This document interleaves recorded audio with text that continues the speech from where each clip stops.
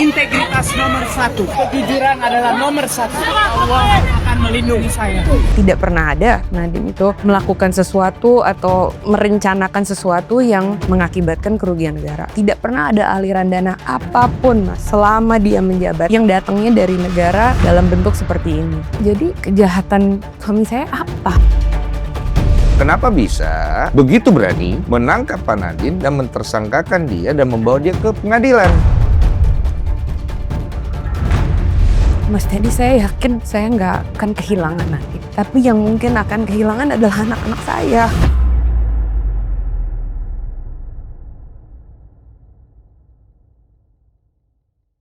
Jadi sekarang anak perempuanku umur 6, 7, 8, yang bayi umur 1,5.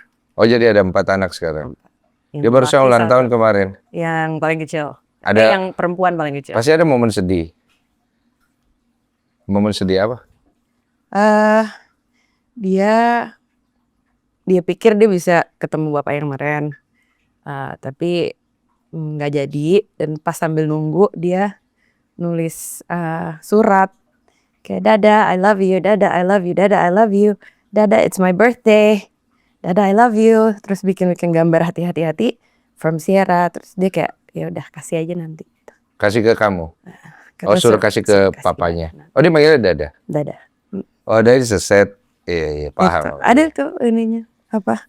Aduh, makasih kamu bisa datang ke sini lah. Intinya ini podcast pertama ya? Ya.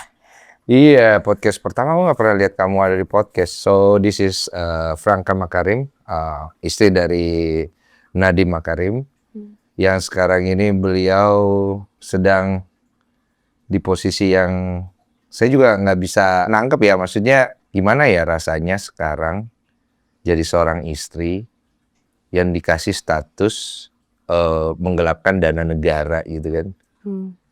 Yang tadinya ya orang bagus namanya, and so on gitu. Suddenly 8 bulan ini ya?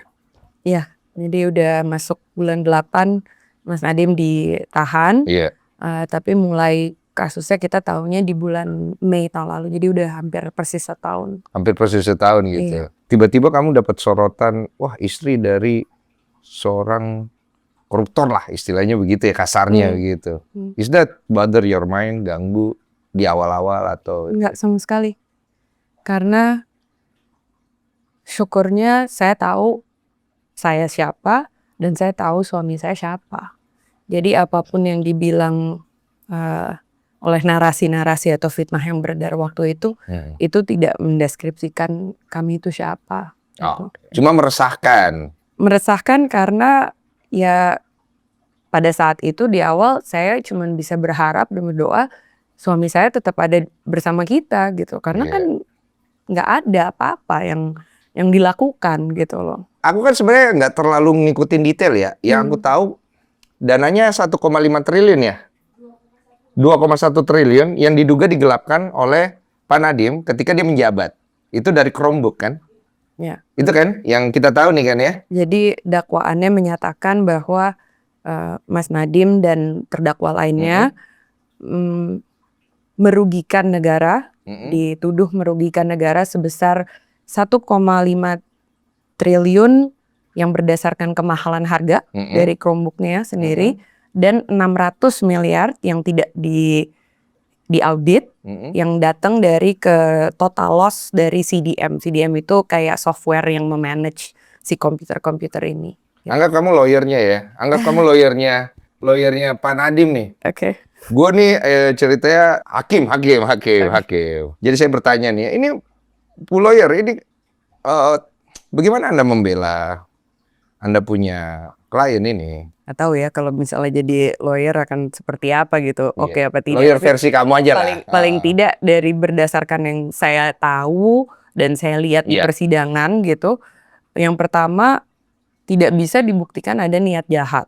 Yang dibilang selama beberapa bulan sebelum Nadiem ditangkap, bahkan sesudah gitu, bahwa ada WA group yang membahas tentang perencanaan pengadaan ini yang dipercayai semua orang sebagai mens rea, itu hilang. Tidak ada masuk ke dakwaan sama sekali. Nggak ada, padahal itu yang udah paling disebut berulang kali. Yang kedua, tindakan jahat. Itu kan harus ada kalau melakukan satu pidana korupsi. Tindakan jahatnya tuh nggak ada gitu karena dia cuman hadir meeting 1 kali sebelum ini semua sebelum pengadaannya terjadi. Itu pun yang pada saat itu dia bilang oke gitu, go ahead gitu ya, adalah satu rekomendasi dari tim yang ada bahwa sepertinya membutuhkan 14 Chromebook dan 1 Windows. Dia bilang ya oke teruskan gitu ya. Maksudnya ya lanjutkan aja gitu proses daripada kajian dan lain-lain. Dan setelah itu harus juga ada kerugian negara yang nyata. Di mana kerugian negara yang diaudit oleh BPKP, bukan BPK, adalah satu bentuk perhitungan yang dibilang dari kemahalan harga. Mas Denny, kemahalan harga ini sudah dispute, sudah dibantah oleh vendornya sendiri dengan reseller, distributor semua udah bilang harga yang dinilai wajar di dalam audit tersebut tidak mungkin mereka berikan karena mereka rugi sebagai orang-orang yang mau berjualan dan berbisnis. Dan sekali lagi bagian itu tidak ada hubungannya sama sekali dengan Nadiem pada saat dia menjabat. Sehingga ya sebagai orang awam atau mau jadi lawyer Mas Nadiem barusan, saya cuma bisa bertanya jadi kejahatan suami saya apa gitu. Oke, kalau kan kita lihat dari kacamata kontranya, di sini kan ada laporan masuk, ada uang negara yang digelapkan. Pastinya kan kita perlu selidiki nih. Betul. Nah, saya ingin bertanya, apakah bisa dipastikan bahwa tidak ada aliran dana yang mana dari kerugian ini yang masuk ke kantongnya Pak Nadiem? Bisa. Nomor 1 yang pertama tidak pernah ada Nadiem itu melakukan sesuatu atau merencanakan sesuatu yang mengakibatkan kerugian negara. Nomor 2, tidak pernah ada aliran dana apapun Mas selama dia menjabat yang datangnya dari negara dalam bentuk seperti ini. Saya benar-benar kaget gitu waktu di dakwaan pun dibilang, di persidangan dibilang ada 800 miliar yang katanya Mas Nadiem dituduhkan mendapatkan keuntungan. Di persidangan diperlihatkan 809 miliar itu oleh perusahaan Gotoh dikasih lihat bahwa itu masuk keluar dalam hari yang sama. Bank statement dari Citibank dikasih lihat tidak ada sama sekali aliran ke individu maupun ke apalagi ke Mas Nadiem gitu loh. Oke, tahan Jadi, sebentar. ya. Berarti 800 miliar yang dituduhkan itu ada aliran itu dari ke Gotoh. Bukan, dari dua PT-nya Gotoh sendiri. Dua Karena PT-nya waktu itu Gotoh sendiri. Yang diduga ini adalah uang yang diterima oleh Nadiem. Iya. Oke. Dan itu tidak pernah terjadi dan di persidangan sudah dibuktikan. Di persidangan sudah dibuktikan. Dan itu memang bukan uang yang diterima oleh Nadiem yang kemudian dialirkan ke Gotoh. Begitu poinnya? Tidak pernah. Ya. Jadi itu 800 miliar yang ada di transaksi Gotoh itu uang dari mana? Uang Gotoh yang pada saat itu mereka melaksanakan internal transaction antara PT-PT-nya sendiri lah ya karena mereka akan IPO dan itu pun sudah diaudit oleh OJK dan dilaporkan pada saat itu. Jadi benar-benar pure transaksi korporasi besar aja yang nggak ada hubungannya dengan Mas Nadiem. Oke, jadi kalau secara jaksa menuntut Pak Nadiem itu di persidangan, yang dia tuntut itu apanya lagi kalau secara keterangannya udah seperti ini? Saya nggak tahu Mas. Karena ada isu narasi di mana terkesan Pak Nadiem itu ada kong kali kong dengan Google kan, yang kemudian itu bagaimana cara membantahnya gitu kan, dan itu akhirnya sudah terbukti dan terbantah di pengadilan oleh keterangan dari saksi dan dari pihak Gotoh begitu. Betul. Jadi si kong kali kong ini kan ceritanya melibatkan Mas Nadiem dengan pihak Gotoh dengan pihak Google. Iya. Pihak Gotoh sudah dihadirkan oleh mereka untuk memberitahu kesaksiannya. Udah terbantahkan dari satu pihak. Satu pihaknya lagi Mas dari pihak Google. Ini petinggi-petinggi Google dari seluruh dunia mereka tiba-tiba berkenan dan kemarin bersaksi di pengadilan untuk benar-benar juga menjelaskan keterangan sejujur-jujurnya. Itu secara online ya? Online 11 jam. Iya, saya tahu itu, saya dengar beritanya. Dan keterangan dia itu sebenarnya memberikan poin untuk Nadiem sendiri ya? Kalau saya nggak salah begitu ya? Karena mereka membantah apa yang dituduhkan di dakwaan, karena mereka kan disebut namanya di dakwaan. Jadi mereka juga mau meluruskan gitu loh bahwa meeting yang dituduhkan itu tidak pernah membahas atau menyetujui ataupun udah janjian gitu ya, kamu beli ini saya kasih ini gitu, quid pro quo semua nggak ada. Dan mereka betul-betul sukarela dan mau gitu menjelaskan, kapan sih Mas orang dari luar mau bantuin urusan hukum orang di negara lain, temenan juga enggak gitu loh. Jadi sebenarnya kalau kita tarik mundur ke belakang, Pak Nadiem ini kan hanya memberikan ACC atau juga memberikan arahan untuk pembelian daripada Chromebook. Enggak Mas Nadiem waktu itu memberikan pertimbangannya pada saat teman-teman di dalam Kemendikbud memberitahukan bahwa mereka memerlukan pilihan gitu. Nah, pada saat mulai turun ke bagian direktorat masing-masing dan mereka mau memilih gitu dan akhirnya mengadakan pengadaan, itu udah nggak pernah lagi ngobrol sama Nadiem, dan yang memutuskan apa yang dia sudah lihat sampai berganti kepada semua Chromebook aja bukan dia. Dan itu juga terbukti di persidangan. Ada notulen rapatnya yang memperlihatkan siapa yang mengganti arahan daripada dirjen maupun direktur tersebut. Gitu. Oke, tapi kan untuk membuat sebuah keputusan Pak Nadiem kan perlu ACC. ACC dari Pak Presiden atau mungkin dari pihak terkait. Kan dia kan kalau itu kan dia harus melaporkan kan, nggak mungkin nggak dong. Sepertinya kalau melaporkan lebih dari visi besar gitu ya, bahwa digitalisasi pendidikan adalah sesuatu yang memang diperlukan oleh sistem kita. Ya itu betul. Itu. Tapi kan untuk pembelian suatu barang, untuk pengeluaran jumlah budget sebegitu besar, pasti kan selain dia mengeksekusi dia harus melaporkan.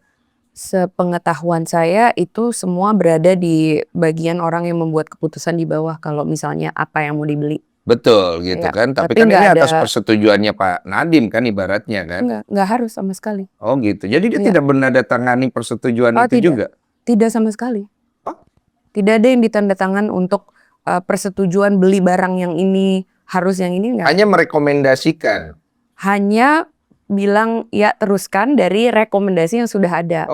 Dan permennya, maksudnya peraturan menteri yang akhirnya ditandatangan di tahun depannya setelah pengadaan itu jalan, cuman bilang bahwa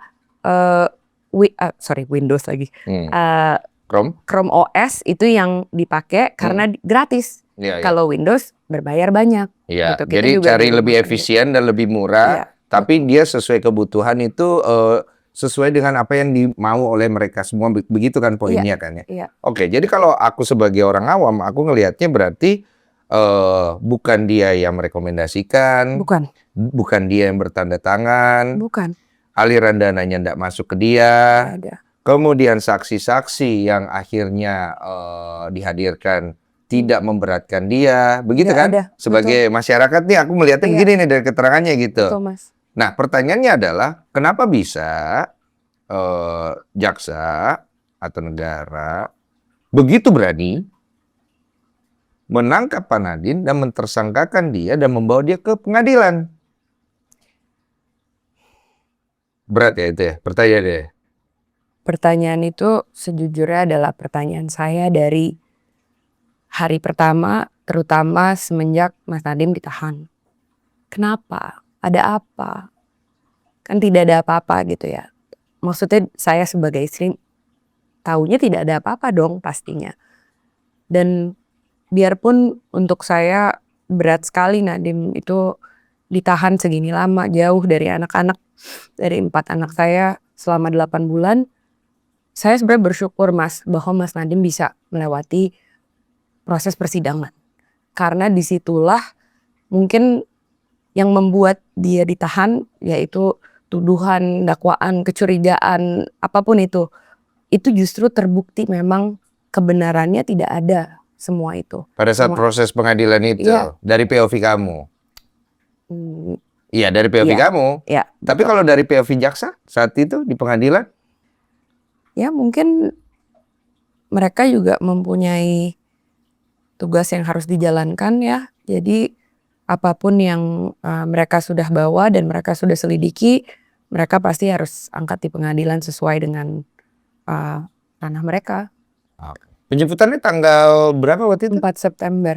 Tapi kamu udah tahu akan datang dijemput? Tidak sama sekali. Oh, nggak dijemput, Mas. Mas Nadiem pergi jam 9 pagi. Ini nggak ada nih, kamu nggak dapat informasi Pak Nadiem makan di apa? Oh gitu, terus. Sama sekali. Jadi hari itu hari Kamis, saya ingat banget pagi-pagi kita bersiap-siap lah gitu ya, karena kan saya nggak bisa ngantar karena dia harus pergi sendiri. Dan pagi-pagi itu dia bilang, oke ya gitu, aku pergi gitu nih, kita doa gitu kan. Terus saya bilang, iya kita doa, kita udah menyiapkan diri gitu supaya kamu kuat ngadepin pertanyaan-pertanyaan, karena kan 2 kali sebelumnya sudah pernah dipanggil dan itu lama sekali ya, kayak 1 harian gitu. Jadi kita pastiin dia bisa istirahat supaya bisa kuat gitu hari itu. Dan benar-benar kita nggak tahu gitu, Nggak nyangka lah, nggak sama sekali. kira hanya pemeriksaan biasa aja. Iya, dan tiba-tiba jam 12 kurang saya dengar dari Dapat kabar. salah satu pengacara bahwa oh kayaknya udah selesai. Wah, saya langsung kenapa udah selesai? Kan nggak pernah secepat ini, buat apa dia dipanggil kalau cuma sebentar gitu. Dan akhirnya sekitar jam 2 saya diberitahu langsung bahwa Mas Nadiem hari ini nggak akan pulang, dia akan ditahan. Nah, kamu nggak siap dengan hal itu pasti ya kan? Ya.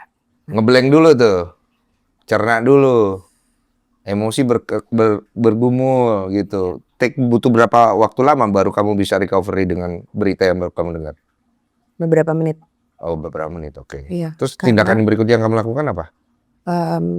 saya ditelepon akhirnya sama Mas Nadiem dari pengacaranya, dan saya langsung bilang sama dia, udah nggak apa-apa, saya akan jagain anak-anak. Kamu di sana, kamu ingat kamu siapa, kamu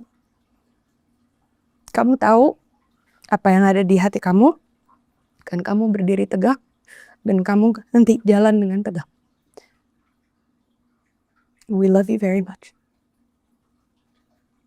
Nadiem itu adalah ayah yang sangat-sangat hadir di kehidupan mereka ya, dari kelahiran anak saya yang pertama sampai keempat. Harus melihat anak-anak saya tidak bersama ayahnya yang sangat dekat dengan mereka, dan juga untuk melihat dia bertarung untuk sesuatu yang tidak dia lakukan gitu. Kamu tahu pasti suamimu tidak melakukan atau karena kamu istrinya maka kamu menyampaikan hal itu? Karena saya istrinya, saya tahu dia siapa, Mas. Saya udah sama Mas Nadiem hampir 20 tahun ini. Oke. Dan saya tahu selalu dalam perjalanannya niatnya dia tuh seperti apa dan integritasnya seperti apa. Tapi juga sebagai orang awam, saya pun kan bisa melihat fakta-fakta persidangan yang ada. Apa yang dibuktikan, apa yang tidak bisa dibuktikan. Sehingga saya percaya itulah kebenarannya. Selama 20 tahun pernah Pak Nadiem cheat on you? Never. Tidak pernah. Maaf ya, pertanyaannya jadi sensitif. Nggak pernah. Tidak pernah? Berantem sih berantem sering normal kan? Fighting, oke. So kita kan coba evaluasi dari apa yang kamu sampaikan. Kamu tahu keuangannya Pak Nadiem? Saya tahu, yang saya tahu. Kalau kayak aku kan Olive knows everything. Iya. Sampai penny-pennynya pun dia tahu gitu loh. Bahasa aku gitu. Iya. Kalau kamu?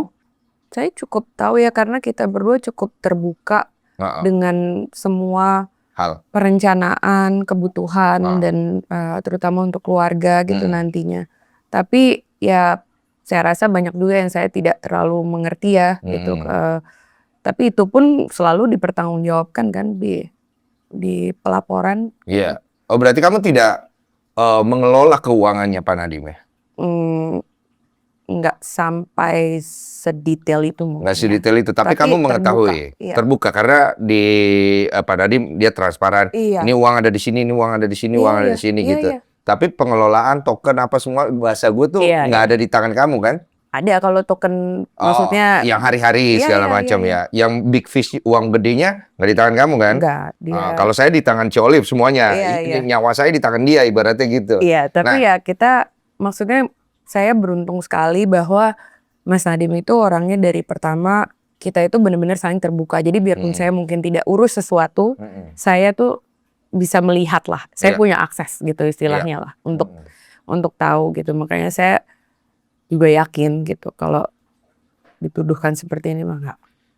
1 sampai 10, seberapa jujur seorang Nadiem di matamu? 10. Hah? 10? Iya. Nggak ada bohong 1. Nggak ada, maaf ya. Bukan, iya. gue tidak Oke, mengintimidasi kalau misalnya sampai kayak ada white lies dan sebagainya sih mungkin ya. Tapi dia orangnya bener-bener terbuka dan transparan sih. Terbuka kayak saya, HP saya semua bisa orang buka. Iya. Anak buah saya bisa buka. Iya. Istri saya bisa buka. Everybody can access that. Same. Sama. Yes. Mas Nadiem itu Ada sampai orang kayak saya. nggak bisa ngobrol nanti suatu hari semoga Mas. Menarik. Tapi segitunya dia bahkan handphone aja waktu itu cuma punya 1 nomor, nggak pernah ganti di 20 tahun itu. Karena nggak ada tuh yang mau ditutup-tutup, diganti-ganti Kalau istri saya gitu. begitu, iya. Dan saya bisa bertanggungjawabkan. Iya. Anyone can see. Iya. Makanya dulu kalau bercandaannya gitu kayak Mas Nadiem nggak ada nomor 1-nya lagi atau apa, dia bilang kayak nggak ada. Pak Nadiem setransparan itu? Iya. Wow. Bener Mas. Maaf ya, saya bukan meragukan dia, saya nggak kenal gitu. Makanya tadi saya bilang kayak mungkin kadang-kadang orang melihat suatu sosok nama itu tidak sama seperti yang kita kenal sebagai pribadi. Iya kan nggak tahu kan. Iya. Yang kita Dan tahu kan cuma berita. Itulah sebabnya kalau dibilang kayak banyak lah gitu kekurangan Nadiem juga, dan dia banyak refleksi gitu di saat ini bagaimana dia bersama orang-orang mungkin kadang kurang kurang Cocok. iya agak mungkin kurang Nggak waktu nyambung, untuk silaturahmi ya. gitu-gitu. Itu semua memang betul gitu. Ya. Tapi niat baik itu bisa dipertanggungjawabkan. Perbuatan-perbuatan, semua pilihan-pilihan yang dia lakukan dalam pekerjaannya, dalam niatnya untuk berkarya, itu saya segitu yakinnya Mas. Makanya waktu dia di kasus ini dimulai, waktu dia itu ditahan dan semuanya mau dicek, kayak semuanya bahkan tanya ada nggak yang bisa dipakai nih nanti gitu. Dia bilang kayak nggak akan ada. Saya inilah saya gitu. Kalau ditanya nanti mungkin nggak ketemu rekaman pernah ada sesuatu yang gitu. dikhawatirkan Iya, gitu. dan itu dia bilang kayak silakan aja, nggak ada momen Seyakin itu. itu ya. Seyakin itu Mas dia. Dan memang di pengadilan berjalannya juga kayak begitu. Betul. Dan itu benar-benar saya bersyukur sekali. Karena saya pun ingat waktu kita berhenti gitu ya dalam masa jabatan. Saya duduk sama dia di balkon waktu itu, kita ngobrol gitu, sudah selesai, dan banyak sekali yang bisa disyukuri, dan salah satu yang paling ia bisa syukuri adalah dia tidak pernah harus berkompromi dalam integritasnya. Itu bulan Oktober tahun lalu, saya ingat banget. 2 tahun lalu sekarang ya. Kalau kamu melihat orangnya megang integritas tuh sampai nyawa-nyawa maju gitu. Pasti. Kayak begitu? Pasti. Oh, oke. Ini belajar mengenal ini jadinya. Soalnya nggak kenal sama beliau. Yang saya lihat kan beliau orang kaya. Yang saya tahu kamu orang kaya. Katanya kamu lebih kaya dari Pak Prabowo. Ada tuh beritanya. Lebih kaya dari Pak Prabowo gitu. Ya. Iya. Enggak. Bingung ya jawabnya ya. Itu sesuatu yang kadang diberitakan tapi mungkin banyak yang disalahartikan gitu ya. Karena apa yang sudah dibangun memang memberikan kami banyak berkat. Dan itu juga adalah sesuatu yang kita sangat syukuri. Banyak yang mengalami yang kita alami sekarang, itu mungkin tidak punya rasa aman dari segi itu gitu. Dan itu benar-benar sesuatu yang nggak mudah untuk kita lupakan dan benar-benar kita syukuri sih. So kalau aku lihat berarti sekarang kondisi kalian secara perekonomian baik-baik aja ketika kepala keluarga sekarang ini sedang menghadapi kondisi seperti ini. Itu yang aku tangkap nih jadinya. Ya dong, baik-baik aja. Apa nggak baik-baik aja nih? Yang pasti Mas, ini adalah sesuatu yang berat. Iya. Dan sekali lagi inilah yang saya lihat terjadi di banyak sekali kasus-kasus gitu Iya. loh, bahwa pada saat kita melihat satu nama dituduh sebagai koruptor gitu Iya. misalnya, itu istrinya yang langsung benar-benar harus menanggung semuanya. Dan saya melihat itu tuh benar-benar adalah kehancuran yang mungkin sering dilupakan gitu loh di sini, bahwa saya ketemu banyak sekali di rutan gitu ya, di tempat tahanan, istri-istri luar biasa yang benar-benar harus bekerja keras untuk membantu suami-suaminya atau keluarganya. Yang tadinya mungkin dia ya single income, sekarang jadi dia harus kerja lagi, atau dia tadinya nggak pernah harus mikirin anaknya mesti sekolah gimana, sekarang tiba-tiba semuanya hilang dan nggak ada bantuan, bahkan dikucilkan, dan ini semua adalah hal yang berat sekali untuk kita semua jalankan. Gitu. Yang paling berat di antara ini semua, apa yang kamu paling takut? Satu yang paling takut ya kalau dia tidak bisa pulang ya, pastinya. Tapi itu adalah sesuatu yang tiba-tiba jadi makin nyata, Mas Denny. Karena beberapa waktu yang lalu kita kan baru mendengar bahwa Ibrahim Arif yang juga di dalam kasus ini sebagai terdakwa, dia dituduhkan melakukan tindakan yang sama. Itu dia dikasih tuntutan 15 tahun dan 16 miliar UP. Ya. Itu saya benar-benar kaget luar biasa. Karena Mas Ibam itu dia tuh konsultan teknologi yang nggak punya wewenang apapun dalam struktur pemerintahan. Dia juga terbukti di persidangan dia kritis terhadap pengadaannya. Dia memberikan banyak sekali pertanyaan dan hal-hal yang tidak langsung kayak harus yang ini gitu kan. Ya tidak terlibat. Tidak gitu. main kasih aja gitu Iya kan. dong, Bener-bener sama dia sekali. ketat gitu Ketat maksudnya. banget. Dan yang terakhir, dia juga nggak pernah nerima aliran dana apapun. Tunggu, itu kalau di pengadilan gitu, itu kan dia harusnya udah ngecek audit kan, baru dia bawa datanya dong.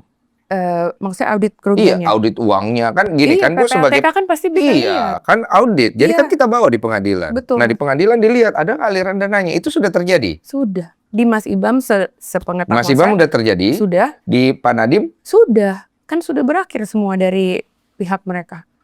Kami yang sekarang mau memberikan lebih banyak pembelaan, tapi juga sedang tertahan gitu sekarang. Jadi kalau misalnya aliran dananya nggak ada, berarti arahnya ke memperkaya orang lainnya ada nggak? Kalau menurut dakwaan mereka sih, jumlah-jumlah yang diterima oleh misalnya vendor, reseller, dan lain-lain ya. Itu overprice gitu kalau bahasanya mereka gitu. Iya. Jadi memberikan keuntungan kepada mereka. Yang tidak wajar. Yang tidak wajar. Oke, Iya. tahan dulu nih. Misalnya you yang punya barang, I beli. You kasih I harga yang hadinya 3 juta, tiba-tiba you kasih I 5. Ya, berarti 2 juta margin keuntungan. Saya beli. Iya. Saya beli untuk kebutuhan saya. Oke. Apakah saya korupsi? Menurut Mas Denny? Saya juga bertanya gitu, apakah saya korupsi? Oke. Apa yang bisa membuat saya korupsi? Apabila uang yang saya berikan kepada kamu, saya sudah saling ngatur nih. Iya. Nah, saya kasih 2 juta ya, kelebihan ya. Nanti sekian kasih ke saya ya, atau kasih ke istri saya ya. Atau gini, begitu kan logika sederhananya kan? Ya. Dan Mas Denny pakai uang negara. Iya, dan saya pakai uang istri saya lah, atau siapa lah ibaratnya gitu kan. Iya. Nah, kemudian istri saya mengetahui hal ini, dia menuntut saya. Kamu kong kali kong nih sama si istrinya Nadiem, ya kan? Bla bla bla bla bla. Dia kan harus buktikan. Iya. Dan ternyata kalau memang saya tidak pernah menerima 2 juta yang margin kamu itu, dan saya tidak pernah menyuruh kamu memberikan margin keuntungan itu kepada orang lain, berarti kan saya tidak melakukan itu dong. Harusnya logikanya begitu kan? Karena logikanya saya melakukan bisnis dan saya mempunyai profit. Iya, dan suka-suka kamu aja, kamu mau untung 2 juta atau gimana, ya saya mana tahu gitu kan, ibaratnya kalau saya itu kan ya. Betul. Yang penting, anggaplah saya tahu kamu untungnya berlebihan, atau saya nggak tahu. Selama saya tidak ada kong kali kong sama kamu, there's no big deal kan? Ya. Harusnya begitu kan? Ya. Dan mungkin pertanyaan dari istrinya Mas Denny akan, kenapa kamu beli yang 5 juta, ada yang lebih murah nggak? Kalau misalnya ada yang lebih murah, Mas Denny mesti jawab kenapa beli sama saya. Betul. Gitu. Itu argumentasinya kan? Iya dong. Terus saya bilang, wah orangnya cakep soalnya, saya tergoda. Ya kan argumentasi. Oke argumentasi. Wah berarti kamu ini dong nggak setia. Ya enggak lah, gua ngapa-ngapain sama dia. Kalau kamu bisa buktikan baru silakan. Begitu kan proses hukum itu berjalan kan? Ya. Nah, pada saat Pak Nadiem itu ditanya, kenapa tidak beli yang lebih murah? Di pengadilan ada nggak? Ada pertanyaan kenapa tidak beli paling murah? Iya. Iya. Apa hasilnya itu? Jawabannya yang pertama itu sudah paling murah. Oke. Karena itu dilakukan di LKPP. Badan terpisah yang mengadakan penjualan ini melalui e-katalog. Iya. Dan itu semua proses yang diadakan oleh LKPP sehingga harga paling murah pasti dapat sudah dilakukan juga. Oke. Dari negosiasi research harga pasar yang sebenarnya juga tidak harus dilakukan tapi di dalam sudah dilakukan. Semua proses-proses itu sekali lagi dalam persidangan sudah diberikan. Ada nggak data di pasar di waktu yang sama pada saat pembelian, harga barangnya ada yang lebih mahal daripada harga pembelian yang dilakukan? Ada? Banyak. Oh itu dihadirkan? Dihadirkan. Marginnya lebih mahal berapa kalau masih ingat? Marginnya lebih mahal berapa? Saya per satu ya? Iya, saya mungkin kurang ingat ya. Tapi intinya lebih mahal. Tapi lebih mahal itu sudah pasti dan datanya semua tersedia. Oh, sudah tersedia. Ya, dan datanya tersedia di beberapa hal Mas Denny. Ada yang dari BAP-nya saksi tim teknis memberikan waktu itu mereka research berapa harga. Pada saat itu Mas Nadiem dan tim PH sudah memberikan. Ada yang juga berdasarkan kesaksian, ditanya langsung ke vendor-vendornya. HPP-nya benar-benar sampai berapa gitu. Biaya kamu impor tuh berapa. Itu semua sudah dikeluarkan di persidangan. Yang ditanya gitu, mungkin nggak kalau misalnya harganya sekian gitu, Anda jual gitu kepada negara. Dia bilang, nggak mungkin Bapak. Kenapa? Lah karena kalau saya jual itu saya rugi dong. Oh, emang orangnya bilang begitu. Iya, terus diterusin gitu. Kalau rugi kenapa? Iya. Ya, diterusin. Siapa yang jawabannya ya nggak mungkin berbisnis. Oh, dia ngetes gitu. mungkin. Ngetes psikologi. Iya. Iya kan? Ini jujur atau enggak? Karena kan memang persidangan itu ketat sekali. Betul, gitu. Kita juga tidak boleh apalagi namanya mendiskriminasi niat dan tujuan daripada jaksa. Betul. Karena kan mereka pasti punya keyakinan sendiri dan mereka bekerja. Tapi kan harus fair play. Kalau istilahnya kan fair play gitu. Kayak bertanding lah gitu. Kalau memang nggak kuat, ya fair dong gitu kan ibaratnya begitu. Cuma ada satu statement dari Pak Nadiem, itu saya agak bertanya-tanya karena di dalam statementnya ini di berita ya. Ada video tuh. Di situ Pak Nadiem bilang bahwa dia merasa selama menjabat dia sadar dia kurang sowan ke tokoh lain. Kamu pernah lihat video itu? Iya. Saya mungkin kurang santun dalam cara penyampaian saya kurang menghormati dan kurang sowan kepada tokoh-tokoh baik masyarakat maupun politik. Kamu bisa nangkep artinya apa? Saya rasa yang bahasa politik ini ya. Ya kalau menurut saya memang seperti yang tadi saya juga sempat cerita sama Mas Denny bahwa pada saat Mas Nadiem dan semua yang di dalam kementerian itu mau melakukan hal-hal yang inovatif dan mungkin disruptif. Banyak yang mungkin kurang setuju atau mungkin belum fully percaya gitu ya. Sehingga pergesekan itu banyak sekali terjadi. Dan pada saat hal-hal seperti itu terjadi, tentunya kita tahu bahwa kesehatan hubungan itu adalah menjadi sesuatu yang sangat menentukan juga. Dan pada saat ini semua terjadi ya mungkin dia banyak menyinggung, banyak yang sakit hati gitu sehingga ya hal-hal seperti ini membuat dia sangat berefleksi dan dia mengerti juga kadang-kadang tidak cukup hanya bekerja, tidak cukup hanya menginginkan sesuatu yang baik, tapi bagaimana kita bisa berelasi dengan orang itu pasti berpengaruh. Kamu masih kontak gak selama hampir setahun ini sama beliau? Maksudnya beliau berkomunikasi gitu? Paling kalau komunikasi berarti pas di pengadilan gitu bisa berkomunikasi? Iya. Kayaknya sebentar ya? Waktunya dikasih gak? Sambil tunggu sih biasanya Mas. Ada waktu ketemu istri ngobrol gitu? Ada dikasih ya? Maksudnya kan pagi pas nunggu sebelum mulai. Oke. Terus kalau misalnya lagi ada kunjungan kebetulan kan seminggu 3 kali Kamu juga. hadir terus tuh Iya. ketemu? Iya, dan anak-anak semua. Oh, anak-anak ya. Iya. Dari berapa kali ketemu itu ada momen paling sedih di mana? Paling sedih waktu anak saya yang ketiga, itu yang jadi putri saya yang ketiga itu pernah pada saat kita pergi ke rutan, dia lagi seneng banget lah main gitu sama ayahnya, tiba-tiba jamnya udah habis. Jadi kita harus pulang. Dia berdiri ke pojok, terus dia mulai kayak nggak mau gitu, kayak mutung lah gitu. Terus tiba-tiba dia nangis. Terus dia bilang, kenapa? Kenapa Sierra nggak bisa nginep di sini sama Dada? Saya bilang nggak bisa Sierra, karena emang peraturannya kita harus pulang dulu. Terus dia bilang kenapa? Emang Dada nggak punya tempat tidur di situ gitu. Dia nggak ngerti gitu bahwa Dia belum aturan. paham ya? Karena waktu itu dia umur 5 kan. Jadi dia taunya bapaknya harus tinggal di sini dulu, tapi kenapa saya nggak boleh ikut nginep gitu. Dan itu dia lakukan di pojok di lobi.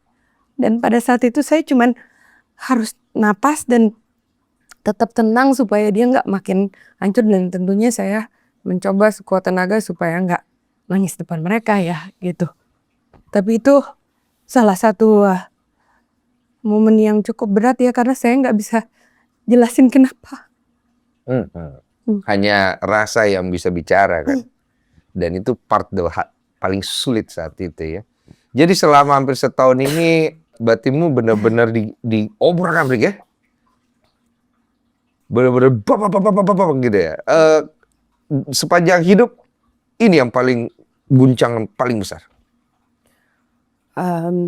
Atau ada lagi? Waktu saya umur 9 tahun, ayah saya meninggal.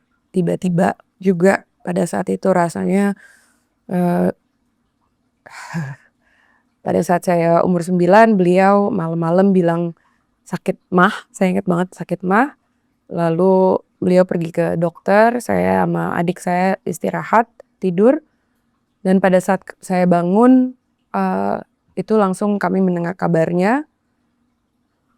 Dan mulai dari hari itu terutama dunia saya berubah gitu. Dan hal itu, rasaan pagi itu mungkin rasa yang paling dekat dengan tanggal 4 September pada saat Nadim telepon dan bilang, Aku nggak saya balik. nggak pulang. So you lose a man that you love in your life, and now you see di depan matamu, you might be mengalami yang kedua kali, ibaratnya begitu. Mas Teddy, saya yakin saya nggak akan kehilangan Nadim. Tapi yang mungkin akan kehilangan adalah anak-anak saya. Kalau misalnya mereka memberikan tuntutan yang sangat tinggi kepada Mas Nadim, dan itu secara logis itu mungkin terjadi ya. Anggaplah mereka kasih 20 tahun gitu. Anak saya yang bayi pada saat Nadim diambil itu umurnya 1 tahun. Apakah ayahnya akan pulang pada saat anak saya umur 21 dan seluruh hidupnya dia tidak harus bersama ayahnya? Dan saya tidak bisa menjelaskan kenapa. Kamu nggak punya jawaban untuk mereka. Dan itu hal yang paling kamu takutin sekarang ini. Menjelang putusan, bentar lagi ya putusan ya? Mungkin ya. Ini kan lebih intens ya pasti ya. Lebih banyak praying. Do you pray every day? Did God answer it? Saya rasa berkat terbesar yang saya miliki di saat ini, di hampir setahun ini, justru adalah iman itu ya. Karena disitulah saya mendapatkan rasa ketenangan dan kepercayaan bahwa hal ini adalah sesuatu yang mungkin kita harus jalani. Dan apapun itu, Tuhan yang akan membawa kita keluar dari saat ini. Dan saya berdoa, saya terus berdoa supaya bukan hanya saya tenang, tapi juga supaya saya tetap bisa memberikan yang terbaik, dan yang pasti bukan kebencian yang saya turunkan kepada anak-anak saya. Tuhan itu baik. Biarpun situasinya sebesar ini, setiap hari ada kebaikan yang kita alami. Setiap hari saya bertemu dengan orang-orang yang memberikan harapan. Dan kalau itu bukan berkat, apa namanya? Bagaimana kalau hasilnya tidak sesuai harapan?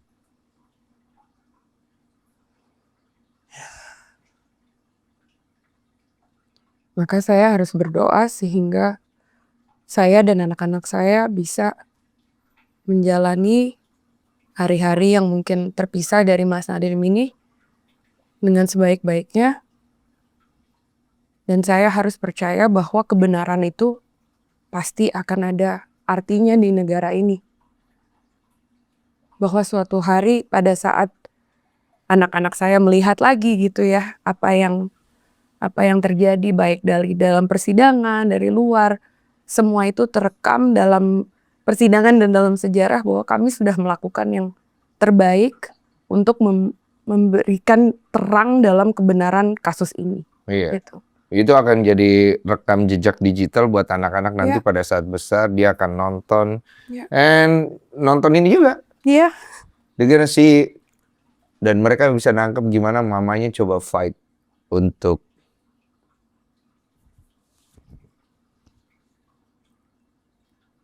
mereka.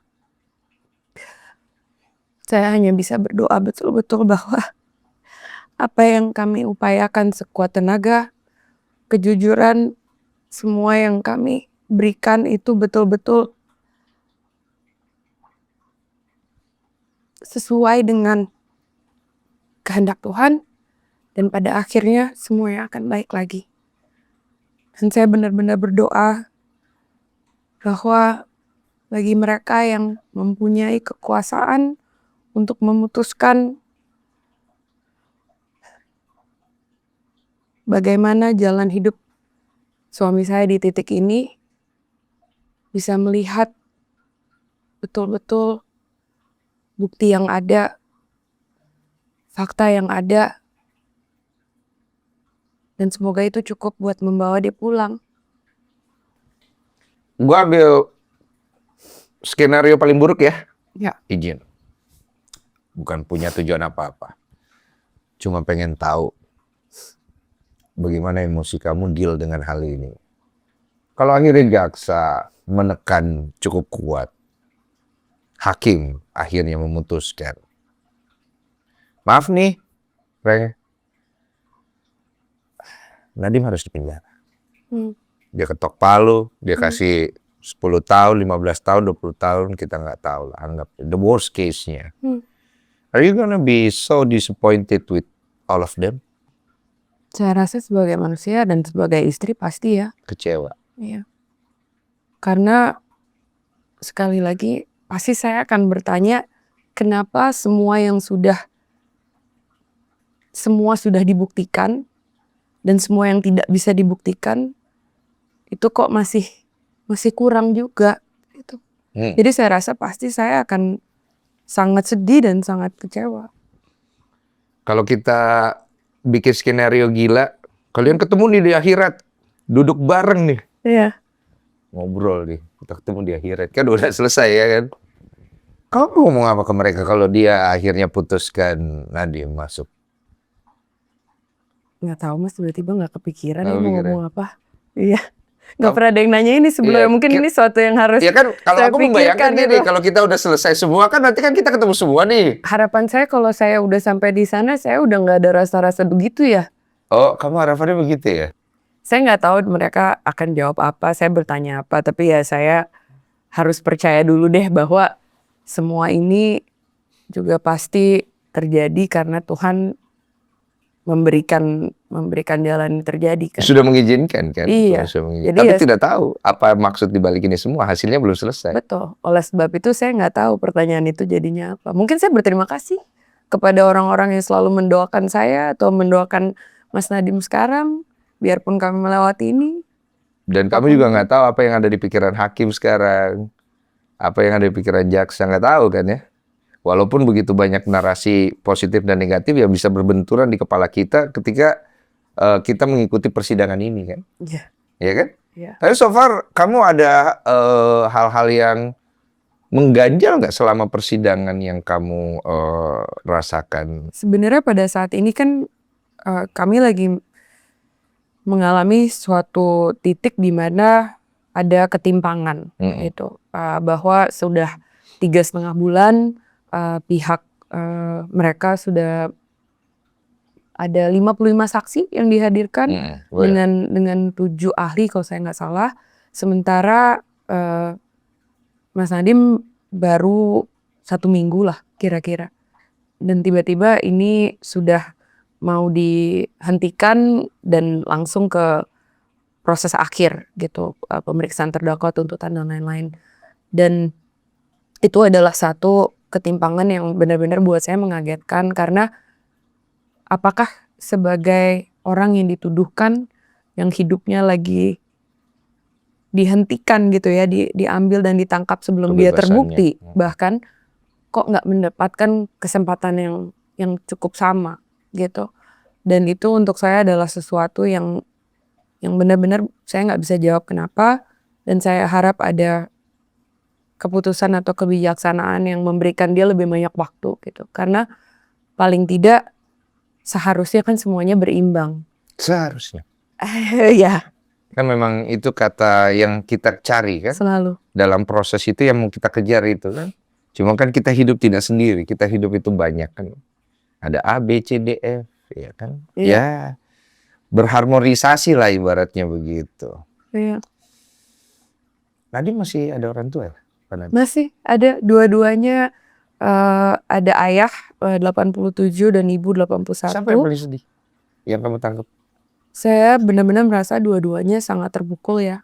Dan itulah sebabnya mereka selama 3,5 bulan ini Mas, nggak pernah satu kali pun nggak datang ke sidang. Dari jam 9 pagi sampai jam 1 pagi. Itu mereka semua ada berjam-jam, 15 jam apa, selalu ada di situ. Sampai kita kayak, ya ampun kalau bapak ibu aja nggak capek, ya kita juga nggak boleh ngeluh gitu ya. Jadi saling nguatin ya? Sangat, betul-betul. Ini bonding yang luar biasa yang akan terjadi kamu sama suami. Iya. 20 tahun itu mungkin akan bisa berubah menjadi 200 tahun kalau usia kalian panjang. To be together. Luar biasa ya love story kalian ya. Aku jarang loh dengar bagaimana seorang istri menceritakan suami setulus itu. Jarang. Biasanya saya dengar istri di sini ngamuk mulu sama suaminya ya. Itu juga ada momen-momennya kok. Adik saya pasti iya, bisa bilang iya tuh. Tapi kan kelihatan lebih banyak kebaikan yang kamu terima dalam pernikahanmu bersama Nadiem dibandingkan keburukannya gitu. Nggak ada 100% semuanya kan ya. So, I believe Nadiem is gonna watch this. Dia bukan tipikal, menurut saya, ini saya menebak-nebak saja ya. Menurut saya dia bukan tipikal orang yang gampang mengeluarkan emosinya. But kalau dia ada HP, ibaratnya ya, dia akan bawa HP itu ke kamar mandi atau ke satu ruangan. Dia akan nonton sendiri. Dan dia akan merasa sangat sedih. Karena mungkin dia akan berpikir, ini menurut saya, gila, sampai selama ini ya, istri gue harus turun untuk bantu gue.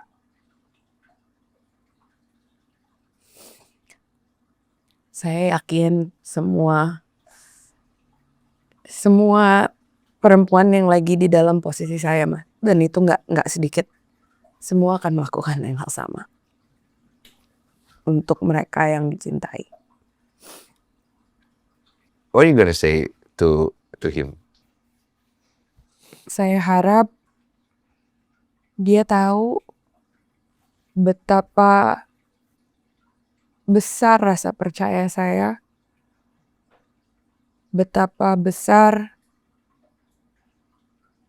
respek saya, dan juga doa saya, supaya ia tahu dia tidak akan pernah sendirian. Bahwa saya dan anak-anak, seluruh keluarga, teman, dan banyak sekali orang lain itu ada bersama dia sekarang. Dia nggak pernah sendirian. Tuhan ada, dan kita semua yang masih ada di sini ada untuk dia. Kamu memastikan, make sure itu sampai ke dia. Dan itu cukup untuk saat ini.